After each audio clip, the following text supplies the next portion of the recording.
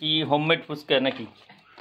আরে বাপ রে, ডাল ফুচকা ঘুগনি। এটা কি হোমমেড? হোমমেড না, ঘরে বানায় খাইলে পাতলা পায়খানা হবে কি লেগে? বেটারা রাস্তাঘাটে বানায়, হাত ধোয় না, ভাত ধোয় না। সবচেয়ে বড় সমস্যা যেটা, এই এক প্লেট তারা যেটা করে, প্লেট এক কান্দে একই পানিতে বারবার ধোয়, আর গামছা এক কান্দে হারা জীবন হুঁচতে থাকে। গামছা এনে না, এই যে দেন আমরা স্বল্প খরচে ফুচকা, যদিও দুইটার আলাদা দুই ধরনের টেস্ট, আমরা রাস্তাঘাটে খাই। তো এরা কি করে, এই প্লেটটারে এই ধরনের একটা ন্যাকড়া, যেটা সালাকাটা কয়, সালাকাটাতে হুঁচতে হুঁচতে এটা জীবাণু সব মানুষের পেটে ছড়াই যায়, পাতলা পায়খানা হয়, ডায়রিয়া হয়, কলেরা হয়, কোনো কিছু বাদ নাই। এইভাবে ফুচকা কিনে আনি, তারপরে মনে করেন এই চটপটি মশলা একটা কিনে আনবেন, তারপরে এরকম ফুচকা 1 কেজি কিনতে পাওয়া যায় 160 টাকা দিয়া। এবং এগুলো দেখেন কত ভালো কোয়ালিটির ফুচকা, এগুলো বাজারে থেকে যারা বিক্রি করে ওদের চাইতে এগুলো ভালো কোয়ালিটির।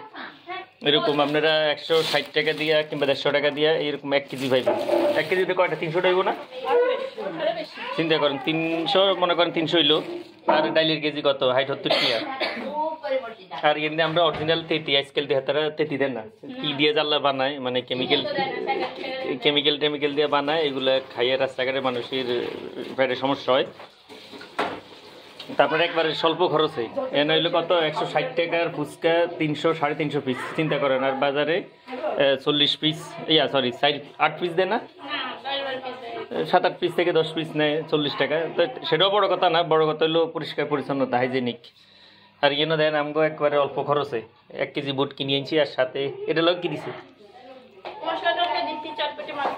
চটপটি মশলা, পেঁয়াজ, মরিচ, ধনিয়া গুঁড়া, কাঁচামরিচ, লবণ, বিট লবণ, বাবুরে কত কিছু। এটা তো আছেই নাকি, চটপটি মশলা, এটা তো মিক্স আছেই। তো আমরা বানাই খাইছাই, একটা বানাচ্ছি। এই টকটা যেটা আজ থেকে 6-7 বছর আগে টকের একটা স্বাদ ছিল, হেরা টকের মধ্যে অরিজিনাল তেঁতুল দিত, তখন তেঁতুলের একটা গ্রান পাওয়া যেত। বাট আজকাল তেঁতুল দেয় কিনা সন্দেহ। তুমি তো ভালোই বানাইতে, আর একটা দিই একটু ভালো করে শিখলে একটা ফুচকার দোকান দিদি, ফুচকা বিলাস, ময়না আহমেদের একটা নাটক ছিল না, ফুচকা বিলাস।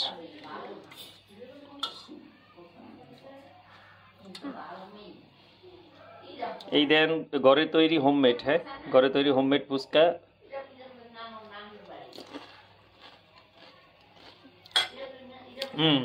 আসলে অসাধারণ।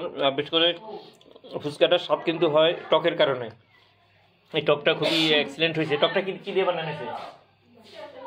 অন্যতম একটি স্বাদ হলো এই টকটা কি দিয়ে বানানো হয়েছে? টক হচ্ছে তেঁতুল পানি দিয়ে গুলে, তারপর বিট লবণ, তারপর একটু ধনিয়া গুঁড়া আর পোড়ামরিচ।